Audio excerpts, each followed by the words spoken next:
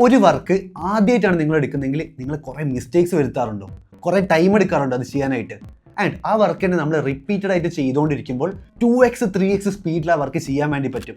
ഇനി പ്രൊഡക്ഷൻ്റെ കേസിലേക്ക് വരുമ്പോൾ ഒരു ലേബർക്ക് നമ്മളൊരു പുതിയ ടാസ്ക് അസൈൻ ചെയ്ത് കൊടുക്കുമ്പോൾ അയാൾ അതിൽ കൂടുതൽ മിസ്റ്റേക്സ് വരുത്തും അല്ലേ? അത് ചെയ്യാനായിട്ട് കൂടുതൽ ടൈം എടുക്കും. ആൻഡ് ആ ഒരു വർക്കിൽ അയാളുടെ എഫിഷ്യൻസി വളരെ കുറവായിരിക്കും. ആൻഡ് അയാൾ അത് റിപ്പീറ്റേറ്റീവ് ആയിട്ട് ചെയ്തുകൊണ്ടിരിക്കുമ്പോൾ അയാൾ ചെയ്യുന്ന മിസ്റ്റേക്സ് കുറയും, അയാൾ എടുക്കുന്ന ടൈം കുറയും, ആൻഡ് അയാളുടെ എഫിഷ്യൻസി കൂടും. ഇതിനെയാണ് നമ്മൾ ലേണിംഗ് കർവ് എന്ന് പറയുന്നത്.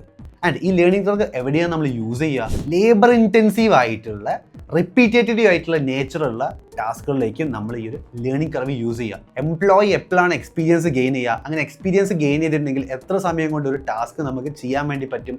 അങ്ങനെ എക്സ്പീരിയൻസ് ഗെയിൻ ചെയ്തിട്ട് ടൈം കുറയ്ക്കുമ്പോൾ അവിടെ നമുക്ക് കോസ്റ്റും സേവ് ചെയ്യാൻ വേണ്ടി പറ്റും. സോ ഇത്തരം ഡിസിഷൻസ് എടുക്കാൻ വേണ്ടിയിട്ടാണ് ലേണിംഗ് കർവ് നമ്മൾ യൂസ് ചെയ്യുന്നത്.